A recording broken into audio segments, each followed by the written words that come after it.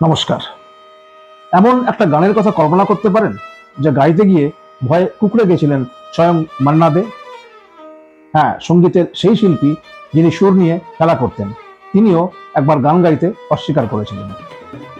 আজ বলবো ভারতীয় চলচ্চিত্রের ইতিহাসের সেই অভূতপূর্ব লড়াইয়ের কথা, যেখানে একদিকে ছিলেন এক কিংবদন্তি গায়ক আর অন্যদিকে ছিলেন শাস্ত্রীয় সঙ্গীতের এক অপরাজেয় সম্রাট। সালটা 1956। বিখ্যাত সুরকার জুটি শঙ্কর জয়কিশন এক অসাধ্য সাধনের পরিকল্পনা করলেন। তারা চাইলেন এমন একটা দ্বৈত কণ্ঠের গান তৈরি করতে যা ইতিহাসে অমর হয়ে থাকবে।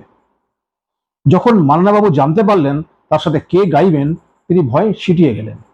কারণ বিপক্ষ গায়ক আর কেউ নন, খোদ পণ্ডিত ভীমসেন যোশী।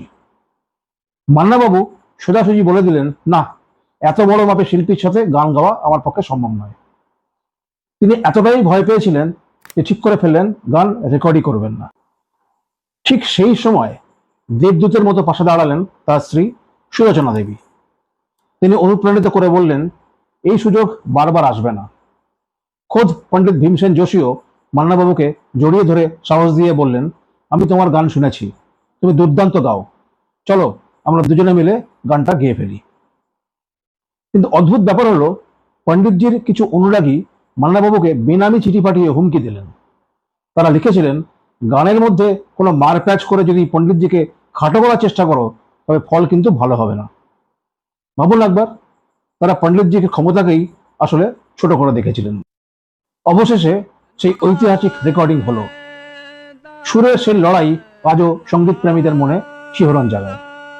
আর এই গানটিই ছিল পণ্ডিত ভীমসেন যোশীর গাওয়া প্রথম প্লেব্যাক। সিনেমার চিত্রনাট্যে সঙ্গীতের এক প্রতিযোগিতা ছিল। অভিনেতা ভরতভূষণে লিপেছিল মান্নাবাবুর কণ্ঠ, আর গল্পের প্রয়োজনে সেই সুরের যুদ্ধে মান্নাবাবুকেই জয়ী দেখানো হয়। সেই গানটি ছিল কেতলে কি গুলাব জুহি চম্পা বানা ফুলে, ছবির নাম বসন্ত বাহার। শাস্ত্রীয় সঙ্গীতে মান্না দে যে কতটা অতুলনীয় ছিলেন, এই গানটি তার সবচেয়ে বড় প্রমাণ।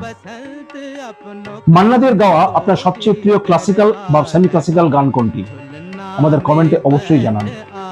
আর এমন জানা অজানা তথ্যের জন্য আমাদের চ্যানেলটিকে লাইক, সাবস্ক্রাইব আর শেয়ার করে পাশে থাকবেন। দেখা হচ্ছে পরের ভিডিওতে। নমস্কার।